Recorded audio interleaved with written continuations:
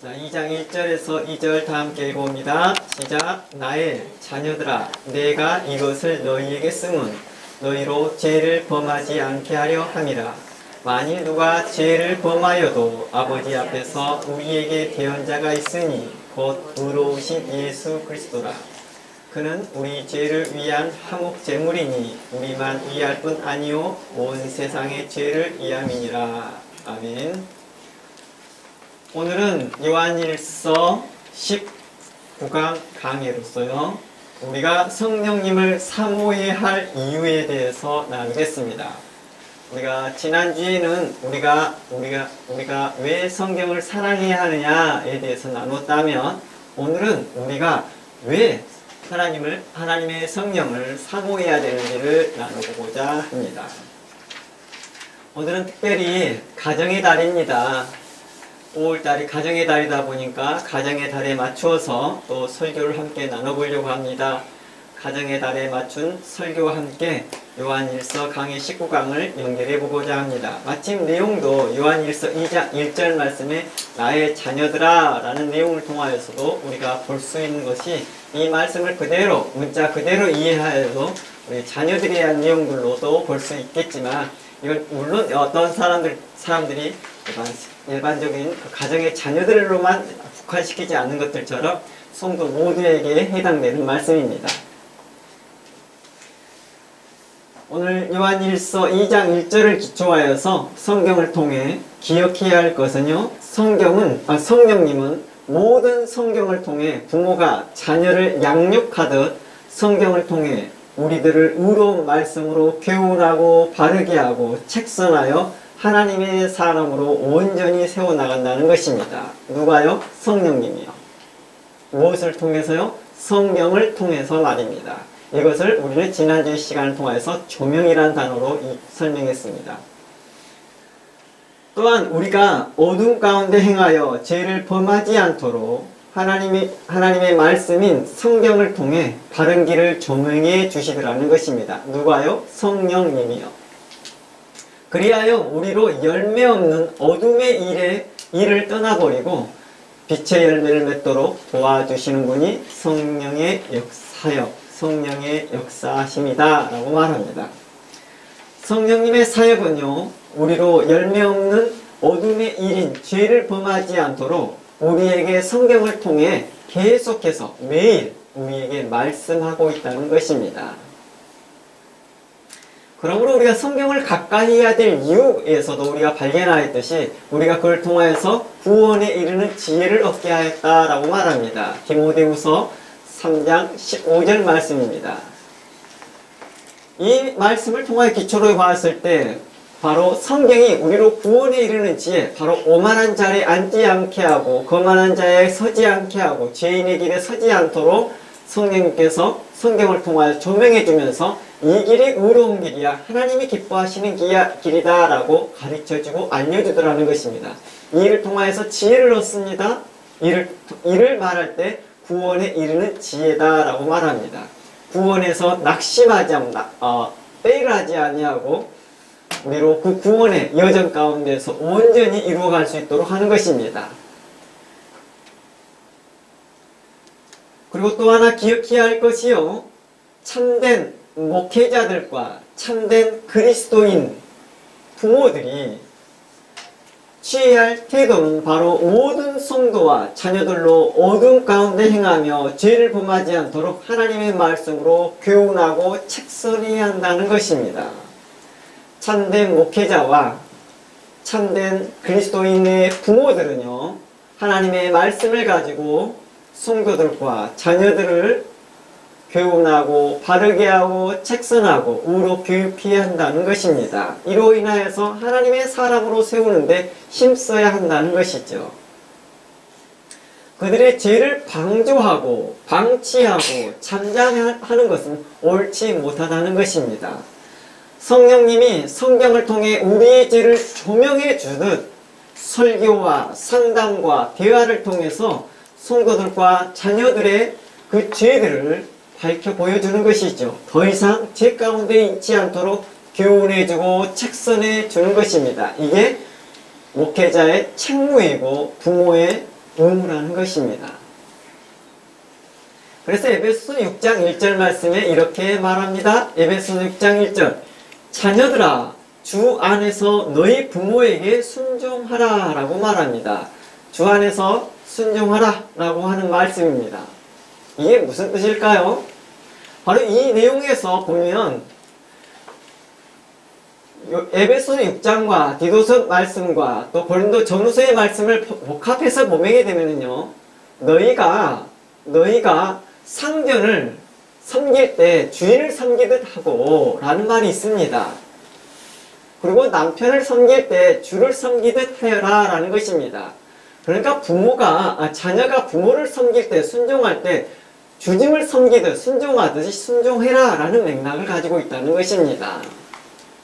이것이 옳다. 그러면서 2절 말씀에 내 아버지와 어머니를 공경하라. 이것은 약속 있는 첫 계명이다. 공경이라는 말이 맥락이 뭡니까? 이걸 하나님께서 우리에게 말하죠. 너는 입술로는 나를 공경하나 행위로서 나를 부인하는 자와 같다 라고 하시면서 말씀하신 맥락을 본다 하면 자녀들에게 요구하는 것은 바로 순종의 삶이었습니다. 공경이다라는 것은 부모님 공경해요, 존중해요 라고 말로 끝나는 게 아니라 삶으로 보여주는 것이겠죠. 이것이 바로 약속 있는 첫 계명이다 라고 말합니다. 어떻게 부모님을 공경하는 것이 첫 계명이라고 말할 수 있는 거예요? 바로 10계명 중에서 바로 5번째로 시작되어지는 계명이 바로 우리에게서 말하는 그 첫 계명이라고 말합니다.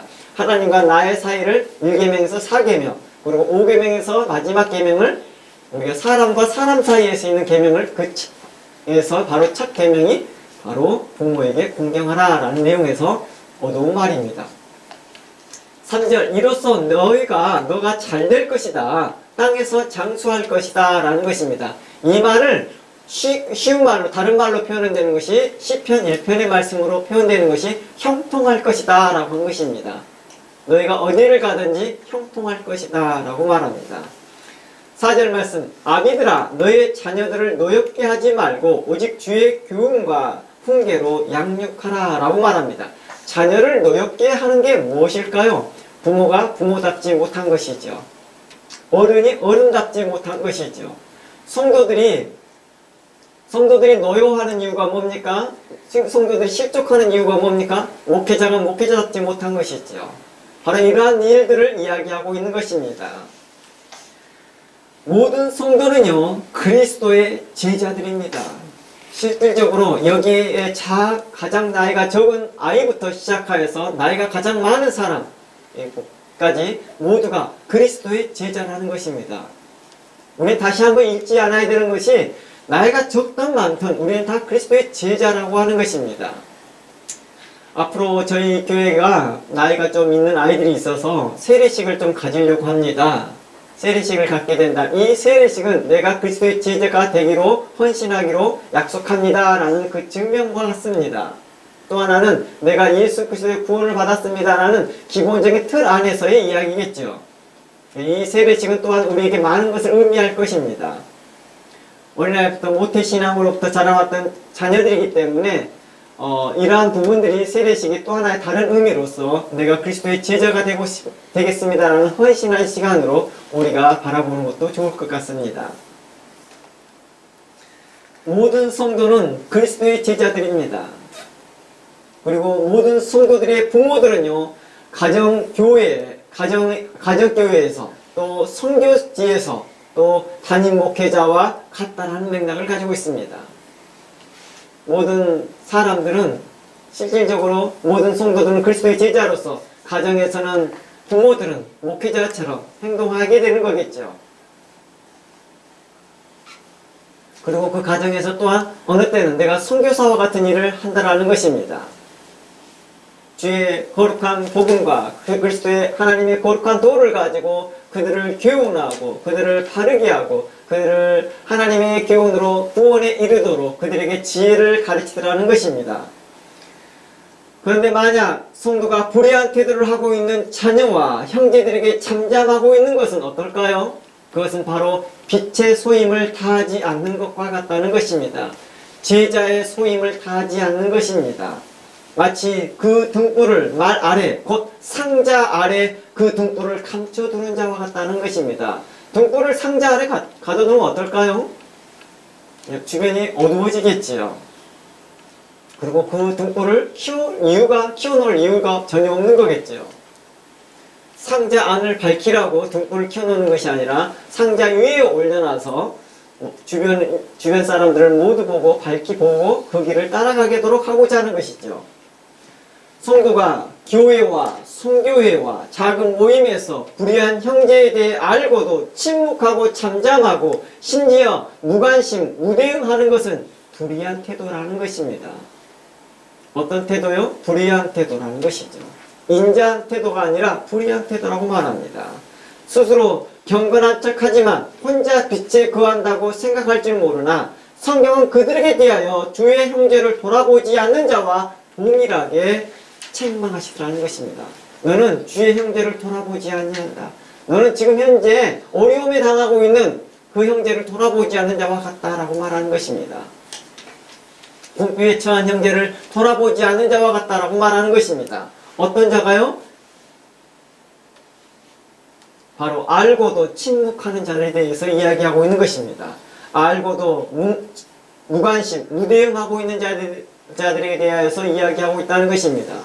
알고도 무대응하고 있는 것은 어떤 걸까요? 하나님께서 우리에게 주인 소임을 다하지 않고 있다는 것입니다. 게으른 자라 말하고 있는 것입니다. 꼭 가난한 사람과 고아와 가부만 돌보는 것이 주의 형제를 돌보는 것이 아닙니다. 어둠에 있는 형제를 빛으로 인도하는 것도 주의 형제를 돌보는 것이죠. 어둠 가운데 있는 자를, 그것을 본인 스스로는 모르더라도 빛에 있는 사람이 그걸 보고 공경에 빠졌다라고 인식을 해야 되는 것이죠. 에베소서 5장 11절 말씀에 이렇게 교훈합니다. 에베소서 5장 11절 말씀에 우리에게 교훈하기를 너희는 열매 없는 일에 참여하지 말고 도리어 책망하라 라고 말합니다. 에베소 5장 11절 말씀에 참여하지 말고 책망하라는 말이 무슨 뜻일까요? 참여하지 말라는 것은 방조, 방임, 무관심, 무대응하지 말라는 뜻입니다. 이게 바로 참여하는 자와 같으니까요. 고린도서 13장 6절에서는 이렇게 말하고 있습니다. 고린도서 13장은 사랑장이라고 말합니다. 우리에게 유명한 사랑장이죠. 그런데 6절 말씀에 이렇게 말합니다. 사랑의 열매에서 이렇게 증거하죠. 사랑은 불의를 기뻐하지 않는 것이라고 증거합니다. 사랑은 어떤 것이라고요? 불의를 기뻐하지 않는 거래요. 죄를 기뻐하지 않는 것입니다. 오직 가정과 교회와 사회에서 자신의 기쁨은 누구라도 진리와 함께 있는 것을 보고 그것을 기뻐하는 것입니다. 자신의 기쁨이 가정 안에서나 사회 안에서나 교회 안에서 어떤 사람이 진리 안에 있는 사람들을 보고 있을 때 함께 기뻐하는 것이죠. 그러나 죄 가운데 있는 사람을 보고 함께 기뻐하고 있는 것은 이는 방주하는 자와 같을 것이며 자기 책임을 다하지 않는 자와 같다는 것입니다. 그러겠죠. 가정에서 옳지 못한 일이 있고 교회에서 옳지 못한 일이 있는데 항상 호호하하 웃고 있으면 어때요? 아, 그 사람 인자한 사람? 그 사람은 착한 사람? 이렇게 인식할까요? 하나님은 그렇게 인식하지 않는다는 것입니다. 세상 사람도 그렇게 인식하지 않아요. 그러나 만일 성도가 형제의 불의한 것을 보고 못 본 채 하는 것은 사랑 가운데 행하지 않는 것이다 라고 고린도전서의 말씀이 이러한 맥락에서 이야기하고 있는 것입니다. 너희가 선한 가운데 행하려 한다면 진리 가운데 행하고 진리와 함께 기뻐하는 것이라고 말하는 것입니다. 그럼으로써 이는 수동적으로 열매 없는 어둠의 일에 어떤 일인 것입니까? 참여할 수 있는 방식이 바로 무관심하고 무대응하는 것입니다. 열매 없는 어둠의 일에 참여하는 방식 어떤 것일까요? 네, 무관심하는 것입니다. 무대응하는 것입니다. 불의한 일을 보고 못 본 채 하는 것입니다. 그것이 곧 내가 열매 없는 어둠의 일에 참여하는 자와 같다는 것입니다. 최종적으로 그가 하나님을 기쁘게 하는 성도로 살든 못 살든 자신과 상관없다는 냉랭한 태도로 있기 때문입니다. 우리나라에 꽤나 유명한 내용이 있었죠. 방제 공장에서 일하는 한 청년이, 남자 청년이 그리스도인으로서 살고 있으면서 어땠습니까? 함께 있는 동료들이 열악한 환경 가운데에서 방제 공장에서 일을 하고 있을 때 그들이 2, 3년이 못 돼서 다 폐렴으로 죽어가고 있고 어려움 당하고 있는데도 회사는 방치하고 있습니다. 그래야 불행한 일을 보고도 그는 어땠습니까? 대부분 어른들은 잠잠하였습니다. 어른들은 이걸 방조하고 있었습니다. 자신의 생계가 달렸기 때문이죠. 그러나 그 청년은 뭐 했습니까? 소리를 냈습니다. 그리고 일어섰습니다. 옳지 못하다. 그는 열매 없는 일에 참여하고 싶지 않았던 것이죠. 그래서 성경은 단순하게 경고에 그치지 않고 책망하라는 그 강한 경고를 했다는 것입니다. 그냥 경고만 하는 게 아니었다는 거예요. 책망하라고 강한 경고를 했다는 것입니다. 너 그렇게 하면 안 돼? 라고 하는 경고가 아니라 책망이라는 것이죠. 그래서 책망의 헬라어가 납득시키다 라는 뜻도 있습니다. 납득시키다. 논리적으로 납득시키다. 이해시키다. 또 꾸짖다와 의미와 함께 그들의 죄를 폭로하다 라는 뜻을 가지고 있습니다.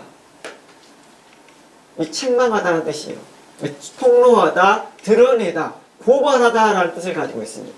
그들의 죄를 고발해내고 그들의 죄를 폭로해내고 드러내는 것입니다. 그리하여서 그들이 자신의 죄에 대해서 인식할 수 있도록 하는 것입니다. 그러므로 교훈과 책망은 단 한 번만 말하고 끝나는 것이 아니라 지속적으로 교훈하고 책성하여 성도에 합당한 삶을 이어가게 하는 것입니다. 자신의 죄를 기억하게 하는 것입니다. 알게 하는 것입니다. 인식하게 하는 것입니다. 그리고 돌이키게 하는 것입니다. 그로 인하여서 성숙한 삶을 살 수 있도록 도와주는 것입니다. 이렇게 책망하는 목적이 무엇일까요? 더 이상 죄와 어둠 가운데 다니지 못하게 할 뿐만 아니라 최종적으로 약속의 하나님의 나라, 곧 영원한 생명과 영광과 기쁨이 있는 곳을 상속받게 하고자 하는 것입니다. 이게 진정한 출세예요. 이게 진정한 출세라고. 아이들을 출세시키고 아이들을 성공시키게 하는 게 뭐예요? 자녀들은요? 이게 바로 그렇다는 거예요. 하나님 나라를 상속받는 것입니다. 하나님 나라에서 귀한 영광을 받는 것입니다. 하나님 나라에서 영원한 생명을 얻는 것입니다. 하나님 나라에서 존귀와 영광을 얻는 것입니다. 이게 진정한 복이죠. 이러한 출세와 복을 받도록 성도와 자녀들을 주의 말씀으로 교훈하고 책선해 주는 것이 목회자의 책무이고 부모들의 책무이고 모든 성도들의 그리스도의 제자된 성도들의 책무라고 말하고 있다는 것입니다. 존 칼빈은 이런 말을 합니다. 제가 칼빈에 대해 종종 언급하네요. 존 칼빈은 책성과 책망은 결국 그들을 명예롭게 할 것이다 라고 합니다. 이 말은 에베소 5장 11절을 강의하며 했던 말입니다. 너희는 열매 없는 일에 참여하지 말고 도리어 책망하라. 이 말을 강의하면서 책망과 책성은 결국 그들을 명예롭게 할 것이다. 에베소 5장 16절에서 계속해서 보면 에베소 5장에서 빛의 열매에 대해서 설명하면서 계속 이어갑니다. 그러면서 16절에 이렇게 말합니다. 세월을 아끼라 라고 말합니다. 왜 세월이 세월을 아끼라고 말했을까요? 세상이 악하다. 너희는 세월을 아끼라라고 말합니다. 이 말은 세월을 아끼라는 말은 주어진 환경 속에서 시간을 지혜롭게 잘 관리하라는 것입니다. 세월을 아끼라는 것은 우리로 주어진 환경 속에서 주어진 우리의 환경 속에서 시간을 지혜롭게 관리하는 것입니다. 주어진 삶을 지혜롭게 규칙과 규범 있게 살라는 뜻입니다. 규범과 규칙 있게 살지 못하는 사람들을 향하여서 우리는 그들을 향하여 책선하고 책망하는 것이죠. 제가 우연찮게 유튜브 하나를 봤는데 그곳에서 하버드 대학교에서 연구했던 결과를 한번 읽어드리겠습니다. 하버드대 연구 결과인데요. 치매 환자 100명이라고 생각한다면 그 100명 중 47%에 대한 사람들이 동일한 몇 가지가 있었습니다. 47% 사람들이 동일한 그런 생활 습관이 있더라는 거예요. 그 중에 한 가지가 어떤 거냐면 사소한 규칙과 규범을 지키지 않는 사람들이라고 합니다. 사소한 규칙과 규범을 지키지 않는 사람들이 희한하게 치매에 많이 도달했더라는 거예요. 47%의 사람들이, 치매 환자들 중에 47%의 사람들이 그렇더라는 것입니다. 작은 규칙과 규범을 자주 어기고 고치려 하지 않는다는 것입니다. 그래서 이러한 것들을 방치하고 삶과 마음이 이제 게을러지기 시작하죠. 그러다 보니까 뇌가 뭐예요? 자극을 받지 않다 보니까 뇌가 퇴보하더라는 것입니다. 우리가 그런 거 있죠. 사소한 어떤 규칙들에서 계속 뇌가 자극을 받으면서 이거 해야 되는데 저거 해야 되는데라는 그런 규칙이 계속 뇌를 자극시키는데 그걸 자극을 안 해주니까 뇌가 퇴보하더라는 것입니다. 제가 그 컨커션을 4년 가까이 이렇게 치료를 받으면서 계속해서 브레인에 도움이 될 수 있도록 계속해서 했던 행동들이 뭐냐면 똑같은 방식을 계속 반복하는 거예요. 같은 행동을 반복하는. 그게 뭐였느냐면 장기였습니다. 장기 순서를 두는데 똑같은 방식으로 전혀 다른 수를 쓰지 않아요. 제가 한번 정해진 수를 똑같이 반복해요. 몇 번을 빼를 하더라도 상관없이 계속 포기하지 아니하고 그 수를 합니다. 계속 그 수를 하다 보니까 처음에는 단수가 10, 단수가 아니죠. 급수죠. 제일 하위급부터 시작했죠. 5 됐다니까. 제일 하위급부터 시작했는데 지금은 5단, 6단까지 올라갔어요. 그 이유가 하다 보니까 기억력이 좋아지더라고요. 제가 요즘 들어서 저도 깜짝깜짝 놀랍니다. 예전에는 회사에서 일거리를 주면은 어느 주소를 주면 그 주소를 외우지를 못하거든요. 근데 지금 한 번을 보면 거의 다 외워져 있어요. 저도 깜짝깜짝 놀라요. 어떻게 내 그 숫자를 외워져 그 주소가 외워져 있지? 라는 것이죠. 그만큼 반복적이고 똑같은 것을 규칙적으로 했을 때 도움이 많이 되더라는 것이죠. 저에게도 그런 것들이 경험이 있는 것 같아요. 그래서 그들에게 이렇게 말합니다. 처음에는 그들의 삶에서 그 뇌가 퇴보하다 보니까 점점점 나이가 들었을 때는 그 규칙들을 사소하게 여기다 보니까 이제 더 이상 뇌가 자극을 받지 않으니까 빨리 뇌가 퇴보하더라는 것이죠.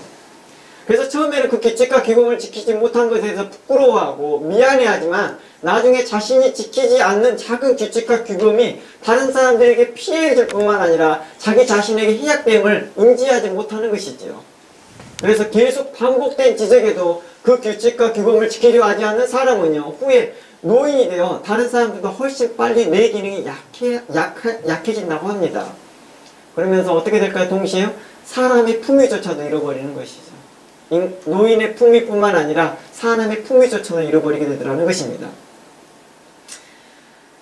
에베소 5장 말씀 계속 연결해 봅니다. 에베소 5장 17절에서 어떤 내용이 있습니까? 16절은 세월을 아끼라 라는 내용이었다면 17절에서는 이제 주님의 뜻이 무엇인지를 너희가 좀 확인해라 라고 말합니다. 사도 바울은 책서를 통하여서, 면책을 통하여서 너희가 빛으로 오게 될 것이고 그 빛으로 오게 된 그 결과물이 모든 착함과 의로움과 진실함이다 라고 말하면서 너희들은 하나님의 뜻이 무엇인지를 좀 알아라 라고 말합니다. 하나님의 뜻은 무엇일까요? 그것은 바로 우리가 빛의 열매를 맺는 것입니다. 이 일에 힘쓰는 것이죠. 그 빛의 열매는 좀 전에 언급했던 것처럼 모든 착함과 의로움과 진실함입니다. 이것은 자신뿐만 아니라 가정과 교회에서 덕을 세우는 것이죠. 자신이 착하고 의롭고 진실하게 된다면 자신에게 유익이 되겠죠. 자신의 건강에도 유익합니다. 그뿐만 아니라요, 주변 사람에게도 빛이 되더라는 것입니다. 주변 사람들에게도 덕을 세우더라는 것입니다. 착함이란 말이 무슨 뜻일까요? 착하다는 맥락을 잘못 이해하는 사람도 있더라고요. 그래서 한번 제가 예를 들어줍니다. 착함은요, 공경에 빠진 사람을 보고 웃어주고 미소를 짓는 게 아니에요. 어떤 사람은 웃어주고 미소 짓는 것이 착하다고 생각합니다. 착한 것은 공경에 빠진 사람을 보고 웃어주고 미소 짓는 것이 아니라 도와주는 것입니다. 실질적으로 도와주는 것이죠. 때론 세상 물질을 통해서라도 그들을 도와줘야 되는 것이죠. 때로는 자신의 재능을 기부해서라도 도와줘야 되는 것입니다. 그리고 어느 때는 자신의 체면과 자신의 위치와 상관없이 공경에 빠진 사람을 도와달라고 자신이 못 도와준다면 큰 소리로 외쳐서 사람이 빠져갑니다. 빨리 도와주세요 라고 외쳐야 되는 것이지요. 이를 통해서 뭐합니까? 하나님의 사랑이 하나님의 사랑도 전달된다고 합니다. 나의 선행이 알려질 뿐만 아니라 하나님의 사랑도 전달된다는 것입니다. 두 번째는 의로움이 뭡니까? 의로움은 죄를 짓는 사람을 보고 못 본 채 하며 지나가는 것이 아닙니다. 또 죄를 짓는 사람을 보고 미소를 짓고 지나가는 것이 아니라는 것입니다. 그 사람에게 대하여 주의 말씀으로 책선하고 교훈해 주는 것입니다. 이를 통해서 하나님의 교훈뿐만 아니라 여러분들도 빛날 수 있다는 것입니다. 세 번째로 진실함입니다. 진실함은 무엇일까요? 공경에 빠지고 죄에 빠진 사람을 보고 하나님의 구원의 은총을 얻기를 바라는 진실된 마음으로 시작되는 것입니다. 자신이 상을 받기 위해서 공경에 빠진 사람을 도와주고 자신이 상을 받기 위해서 죄에 빠진 사람을 도와주는 것이 아니라 진실된 마음으로 그들이 행복해지길 바라는 것입니다. 이타적인 마음이죠. 그들이 하나님의 교훈으로 죄에서 자유함을 얻기를 바라는 것입니다. 하나님 나라를 상속받기를 바라는 것입니다. 진정한 출세와 진정한 복을 받기를 바라는 마음이죠. 그런데 만일 목회자가 성도의 불의함을 보고 잠잠하고 있다면 어떨까요? 이는 하나님 앞에서 또한 악한 행동이라는 것입니다. 이러한 태도를 본받아서는 안 되겠죠. 혹 그가 정통 교리와 정통 말씀을 증거할지라도 그들의 태도를 본받지 말아야 된다는 것입니다. 왜 그래야 될까요? 목회자는 이 부분에 더 심각한 사람들인 것이죠. 그리스도의 부모된 자들과 그리스도의 제자된 성도들보다 더 책망을 받아야 할 대상이 바로 목회자인 것이죠. 그들은 먼저 하나님의 뜻을 먼저 알고 가르치는 자들이기 때문이죠. 그런데 그런 목회자가 성도의 불의함을 보고 잠잠하고 있다 한다면 이는 하나님 앞에서 악한 자라는 것입니다. 그가 혹 정통교리와 정통신학교를 나오고 정통 말씀을 증거한다 할지라도 그들의 태도를 본받지 말라라고 성경은 우리에게 경고하고 있었던 것입니다. 그들의 말하는 말은 따라 행하되 그들의 행위는 본받지 말라. 그러나 그들의 행위를 본받고 있습니다. 왜냐요? 왜 그래요? 잘 되고 있는 것 같으니까요. 아무 문제 없는 것 같으니까요. 그래서 그것을 본받는 부모들, 그리스도의 부모들이 자녀들에게 대하여서 그런 태도를 취하고 있더라는 거예요. 제가 어느 교회를 현장하다 보니까 그러더라고요. 어느 부모들이 담임 목사님에게 상담을 하더라고요. 자신의 자녀들의 상담을 하더라고요. 그랬더니 어떻게 하느냐? 목사님이 그 부모에게 상담해주는 방식이 관망이더라고요. 기도밖에 없지요. 안 하는 거예요. 아무것도. 제가 중간에 계획을 했어요. 옳지 못한 일입니다. 목사님께서는 그 부분에 대해서 무엇이 선하고 의로운 것인지를 그 부모에게 가르쳐줘야 될 일들을 안 가르치고 있더라는 것입니다. 그리고 부모는 그 말을 듣고 가서 순종할 마음으로 와서 목사님께 상담을 했었는데 목사님은 그에게 대하여서 뭘 해요? 아무것도 가르치지 않습니다. 기도밖에 없대요. 과연 그럴까요? 성경은 잠언서에선 수없는 말로 지혜롭게 자녀들을 어떻게 책선하고 책망해야 될 것을 계속해서 말하고 성경 여러 곳에서는 이야기를 하고 있으나 그들은 잠잠하고 있더라는 것입니다. 그러니 교회 안에서 불의한 일들을 보고 불의한 일들이 있는 성도들에 대해서 어떨까요? 침묵하고 있더라는 거예요. 잠잠하고 있더라는 것입니다. 그는 그리스도의 제자된 소임과 그리고 목회자로서의 소임을 다하지 못하고 있는 자와 같습니다. 그는 사도들의 말을 인용하면서 정작 사도들이 요청한 삶을 살지 않고 있더라는 것입니다. 그는 성령의 음성을 사모하지만 정작 성령의 말씀대로 행하지 않더라는 것입니다. 그는 사람들에게 성령의 음성을 사모하라고 말하지만 그는 정작 성령의 음성대로 행하지 않습니다. 그는 입술로는 성도들에게 세상과 빛의 소금이 되라고 말을 하지만 정작 자신은 손 하나 까딱하지 않고 명예와 명성과 높은 자리만 탐하고 있는 자와 같더라는 것입니다. 그는 소금의 맛을 잃어버린 자와 같고 등불을 말 아래 두는 것조차도 포기해버렸더라고요. 아예 꺼버리는 것이죠. 그 불을요. 그리하여 그 공동체 안에 서로가 죄를 인식하지 못한 채 머무르게 하더라는 것입니다. 그곳은 차츰 무엇이 피어오를까요? 곰팡이가 피어오르더라고요. 그리고 함께 있는 자들이 다 함께 병들게 하더라고요. 그리고 앞으로 공동체에 속할 자들도 함께 병들게 합니다. 이러한 모습이 작은 셀그룹일 수도 있고, 가정일 수도 있고, 더 나아가 선교단체일 수도 있고, 교회 전체일 수도 있다는 것입니다. 제가 주변에서도 이러한 모습들을 우리 주변에서 보게 되더라는 것입니다. 성경은 이렇게 말합니다. 에스겔서 33장 1절입니다. 에스겔서 33장 1절. 우리 다 함께 살펴보기를 원합니다. 에스겔서 33장 1절입니다. 됐나요? 여호와의 말씀이 내게 임하여 이르시되 인자야 너는 내 민족에게 말하여 이르라. 가령 내가 칼을 한 땅에 임하겠다 하자 그 땅 백성이 자기들 가운데 하나를 택하여 파수꾼을 삼은 그 사람이 그 땅에 칼을 임함을 보고 나팔을 불어 백성에게 경고하되 그들이 나팔 소리를 듣고 정신 차리지 아니하므로 그 임하는 칼에 제거함을 당하면 그 피가 자기의 머리로 돌아갈 것이라. 그가 경고를 받았던들 자기 생명을 보존하였을 것이나 내 나팔 소리를 듣고도 경고를 받지 아니하였으니 그 피가 자기에게로 돌아가리라.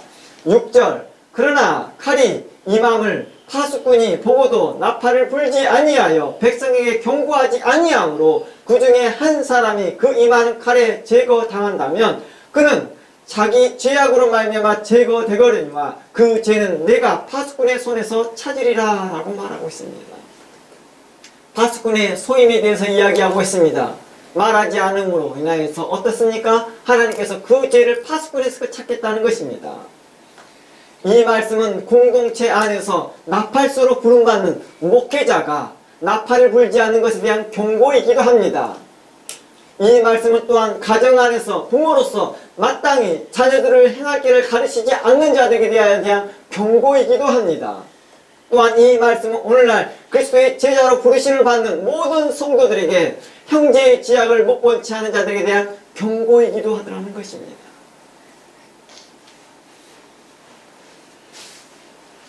담임 목회자는 그 공동체의 목회자로서 말씀을 증거하는 자로서 있었기에 그 책임이 더 무겁다 할 수 있을 것입니다. 그러나 그리스도의 제자된 모든 성도들이 또한 우리의 형제들에게 대하여서 가족에 대하여서 또한 이러한 죄를 범하고 있다 한다면 하나님은 그들을 향하여 죄 없다 하지 않을 거라는 것입니다. 그러므로 참된 성도들은 어떤 사람들입니까? 참된 성도들은 어둠의 일에 참여하는 자를 보고 못 본 채 하는 것이 아니라 책망하여 빛으로 인도하여 함께 그 약속에 하나님의 나라를 상속받도록 하는 것이 바로 그리스도의 참된 제자라는 것입니다. 어떤 마음으로요? 착함과 의로움과 진실된 마음으로 하는 것입니다. 바로 이게 빛을 따라 행하는 자들이죠. 빛의 열매가 바로 이러한 열매를 가지고 나아가는 것입니다. 그리스도께서 이 땅에 오신 목적이 바로 우리들의 구원이라는 것입니다. 그리스도께서 이 땅에서 십자가에서 피 흘리신 목적이 우리들의 구원이라는 것이죠. 그리스도께서 이 땅에 오신 목적과 그리스도께서 이 땅에서 피 흘리신 목적이 우리끼리 잘 먹고 잘 살게 하고자 하는 목적이 아니었다는 것입니다. 특정한 착한 사람들만 잘 살 수 있도록 도와주고자 하는 것이 아니었습니다. 특정한 사람은 잘 먹고 잘 살게 하고자 하는 것이 아니라 그리스도의 피는 모든 세상을 구원코자 하는 것이었습니다. 그리스도께서 이 땅에 오신 목적은 요한 1서에서 이렇게 증거합니다. 그는 우리 죄를 위한 화목제물이니 우리만 위할 뿐만 아니오 온 세상의 죄를 위함이다 라고 요한 1서 2장 2절을 통하여서 말하였습니다. 그는 십자가의 죽으심이 그의 고난이 그분이 이 땅에 오심이 오직 특정한 사람만이 아니라 온 인류를 위하였다는 것입니다. 하나님의 뜻은 모든 사람이 구원받기를 원하시고 있다는 것입니다. 하나님의 아들 예수 그리스도를 세상에 보내신 것은 세상을 심판하라 함이 아니요 그 아들 예수 그리스도로 말미암아 모든 사람이 구원받기를 원하셨다라고 요한복음 3장 16절도 동일하게 증거하고 있습니다. 또한 에스겔서 33장 11절은 분명하게 말합니다. 에스겔서 33장 11절 말씀에 너는 그들에게 말하라. 하나님의 마음을 전달합니다. 하나님의 마음을 이렇게 전달합니다. 너는 그들에게 분명하게 말하라. 주 여호와의 말씀이라. 나의 삶을 들고 맹세하노니 나는 악인이 죽는 것을 기뻐하지 않는다라고 말하는 것입니다. 이 말은 무슨 뜻일까요? 하나님은 사랑이라는 뜻입니다. 사랑이다. 하나님은 사랑이기에 불의를 기뻐하지 않다는 것입니다. 불의를 기뻐하지 아니하고 진리에 있는 것을 기뻐하기에 그가 악인이 죽는 것을 기뻐하지 않습니다. 악인이 그 길에서 돌이켜 떠나는 것을 내가 기뻐하노라. 이스라엘 족속들아 돌이키고 돌이키라. 돌이키고 돌이키라는 말이 무슨 뜻일까요? 강조요법이었고 그들이 그만큼 돌이키지 않고 있었다는 것입니다. 사소한 규칙과 규범과 규례를 지키지 않고 있었다는 것입니다. 그래서 너희 악한 길을 떠나라. 어찌 죽고자 하느냐 하셨다는 것입니다. 어찌 죽고자 했다는 건 뭐예요? 그들이 마음을 강팍하게 하고 목을 굳게 하여서 그들이 돌이키지 아니하였다는 것입니다. 그러므로 요한일서 1장 9절에서 이렇게 말합니다. 만일 우리가 우리 죄를 자복하면 그는 미쁘시고 의로우사 우리 죄를 사하시며 모든 불의에서 깨끗하게 하실 것이다 라고 말합니다. 요한일서 1장 9절 우리 계속해서 우리에게 말합니다. 우리가 만일 우리의 죄를 자백하면 그는 미쁘시고 의로우사 우리의 죄를 사하실 것이다 라고 말합니다. 성경은 지속적으로 죄 용서받는 길을 가르쳐주고 있습니다.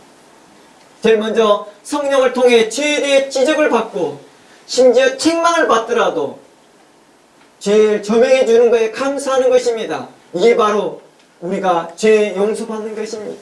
첫 번째 단계이겠죠. 첫 번째 단계. 하나님, 나의 죄를 조명해 주셔서 고맙습니다. 성령을 통하여 조명해 주신 걸 감사합니다. 목회자를 통해 조명해 주신 걸 감사합니다. 부모님을 통해 조명해 주신 걸 감사합니다. 형제를 통해서 조명해 주신 걸 감사합니다. 이런 마음을 갖는 것입니다. 두 번째는 그 발견된 죄에 대해서 변명보다도 자신의 어리석음과 죄에 대해서 부끄러움을 느끼는 것입니다. 수치심을 느끼는 것입니다. 죄에 대해서 부끄러움과 수치심을 느끼지 못한 자들은 결코 회개할 일이 없겠지요. 늘 변명이 있겠지요. 그리고 세 번째로는 죄를 용서받기 위해서 그 죄를 자신의 말과 글로 자백하라고 말합니다. 요한일서 9장에서는 우리가 우리 죄를 자백하면이라는 이 자백이라는 말이 말로만 아니라 글로도 가능하다는 것이죠. 요즘처럼 저는 이렇게 말하죠. 자신의 일기나 경건 노트에 기록해 보는 것입니다. 이미 성령님이 알고 있기 때문에 자백할 필요가 없다고 생각하지만 성령님은 우리 스스로가 결단하고 말과 글로 표현하기로 원하고 있다는 것입니다. 자백의 필요성이 왜 있느냐? 죄에 대한 부끄러움을 스스로 자각하고 있는지를 성령님은 우리의 마음을 감찰하기 원하기 때문입니다. 성령님은 우리의 마음속 깊이를 감찰하고 싶어 한다는 것입니다. 에레미야 말씀에 이렇게 말합니다. 가장 부패하고 부패한 게 세상에 있는 것 중에보다도 더 부패한 것이 사람들의 마음이라고 말합니다. 그래서 우리나라 옛말에도 그런 말이에요. 물 10개 속은 다 알아도 사람의 마음속은 모르겠다. 그러니 자백하라는 것이죠. 성령님께서는 우리가 참으로 그거에 대해서 너희가 인식하고 있는지를, 자각하고 있는지를, 죄에 대해 자각하고 있고 부끄러워하고 있고 참여하고 있는지를 알고 싶어하는 것입니다. 그래서 마치 세례받기 전에 우리가 예수 그리스도를 하나님의 아들이요 영원한 우리의 구원자 되심을 고백하는 것과 같습니다. 세례받기 전에 이미 우리는 공동의회나 또 목회자와 주변 사람들에게 그가 하나님의 자녀됨을 고백한 소리를 들었어요. 그렇죠? 그러나 세례식 때 또다시 그들에게 공식적으로 고백하기를 원하고 있다는 것입니다. 그러므로 성도가 해야 될 의무는 곧 우리 죄에 대해서 자백하고 자각하고 자백하는 것에 대한 태도를 취하는 것을 성도의 의무 중에 하나라고 말하고 있다는 것입니다. 다섯 번째, 이러한 태도는요, 성도들에게 좋은 결과가 있을 것을 약속했다는 것입니다. 이러한 태도, 곧 자백하는 그 결과가 어떻게 나타나느냐, 바로 형벌로 가는 것이 아니라 구원의 은총이 있다고 말하고 있습니다. 우리 주님은 이렇게 말합니다. 우리의 모든 죄를 사하시며 모든 불의에서 우리를 깨끗하게 하실 것이라 약속했다는 것입니다. 우리는 이 약속의 말씀을 믿고 나아가는 것입니다. 그러므로 자백할 때 우리의 태도는 약속의 말씀을 의지하며 하나님의 긍휼하심을 의지하는 것입니다. 내가 자백할 때 내가 이 일로 인해서 더 큰 심판을 받게 될 것이다 라는 두려움이 아니라 내가 이 자백할 때 결국에는 하나님의 그 약속하신 말씀으로 인하여서 내가 하나님의 그 긍휼하심 가운데 거할 거라는 것, 내가 구원의 은총 가운데에서 내가 자유함을 얻을 거라는 그 믿음 가운데 하더라는 것입니다. 그리고 여섯 번째, 만일 우리가 우리 죄에 대해 다 알지 못하고 어떻게 말하지 못한다 할지라도 우리에게 대언자가 계십니다. 그분은 성경을 통해 성령으로 우리에게 말씀하고 있더라는 것입니다. 너희 죄가 이런 거야, 너희 죄가 저런 거야 라고 말해주더라는 것입니다. 그때 우리는 어떻게 말하면 될까요? 맞습니다. 맞습니다.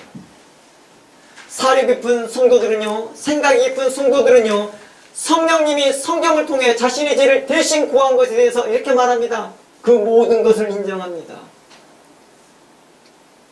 지난주에 잠시 말했지만 법정에서 변호사가 죄인을 대화해서 죄인이 스스로 말하지 않고 변호사가 말을 하게 합니다. 근데 변호사가 이렇게 말하죠. 실은 이 사람이 이러이러한 죄를 졌고 저런저런 죄인데 실은 이러한 사람들에서 선처를 구합니다. 고소합니다. 그러자 법정 판관이 이렇게 말합니다. 당신이 이 죄를 인정하느냐? 하면 이 사람 맞습니다. 제가 이런 죄를 졌습니다. 그때 또다시 변호사가 등장합니다. 선처해 주십시오. 고소하더라는 것입니다.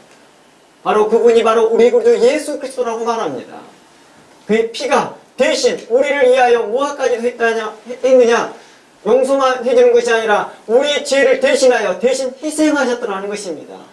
예수 그리스도는 우리의 변호사인데 어떻게 하느냐? 우리를 대신하여 희생까지, 우리를 대신하여 우리의 죄값을 대신하여 치러주시기도 하더라는 것입니다. 대단한 인권 변호사시죠. 대단한 인권 변호사. 우리 이러한 훌륭한 변호사가 우리 구주 예수 그리스도라는 것입니다. 그러니 우리는 그것에 대해서 내가 다 알지 못하고 인지하지 못한다 할지라도 성경에서 지적하고 성령을 통해서 지적되었던 말들을 맞습니다. 인정합니다. 수용합니다. 감사합니다. 알려줘서 고맙습니다. 가르쳐줘서 교훈해주고 책망해줘서 고맙습니다 라고 인정 수용을 할 때 하나님의 거룩한 자유함이 있다는 것입니다. 그리고 사력 있고 생각이 깊은 성도들은 이제 성령님이 성경을 통해서 우리에게 요청한 것에 반응할 것입니다. 그것은 바로 빛의 열매, 성령의 열매를 맺기를 사모하는 것입니다. 그것을 맺기를 애쓰는 것입니다. 예수 그리스도의 구원의 은총에 감사하며 교회 안에서, 가정 안에서 생명의 열매와 빛의 열매 맺기를 사모하고 애쓰더라는 것입니다. 성도는 빛의 자녀로서 빛의 소임을 다해야 합니다. 모든 성도들이 그렇습니다. 목회자로서, 부모로서, 선교사로서, 가정 안에서, 직장 안에서 우리는 빛의 소임을 다해야 합니다. 그곳이 성도들의 작은 모임이든 가정이든 심지어 선교단체와 교회이든 성도는 그 빛의 소임을 다하라고 우리 모두를 향하여 말하고 있습니다. 성경은 우리에게 향하여 너희는 세상의 빛이라, 너희는 세상의 소금이라 하였습니다. 그리고 우리 주님은 우리에게 능력을 주셨습니다. 우리로 세상을 밝힐 힘을 주셨더라는 것입니다. 세상에 맛을 내는 힘을 주셨더라는 것입니다. 우리가 세상을 밝힐 힘이 성령으로부터 나옵니다. 우리가 세상에 맛을 낼 수 있는 힘이 바로 성령으로부터 나오더라는 것입니다. 성령을 의지하고 성령을 사모할 때 우리가 그 빛의 소임과 능력을 다하더라는 것입니다. 우리의 모든 성도들은 예수 그리스도 안에서 성령님을 의지하며 빛과 소금의 소임을 가정과 교회와 사회 안에서 잘 감당하기를 주의 이름으로 축원합니다. 특별히 가정의 달을 맞이하여서 여러분의 가정 안에서 빛과 소금의 역할을 잘 감당하는 여러분 모든 그리스도인이 되기를 주의 이름으로 축원합니다. 다 함께 기도합니다. 하나님의 사랑으로 지금까지 인도하여 주시옵시고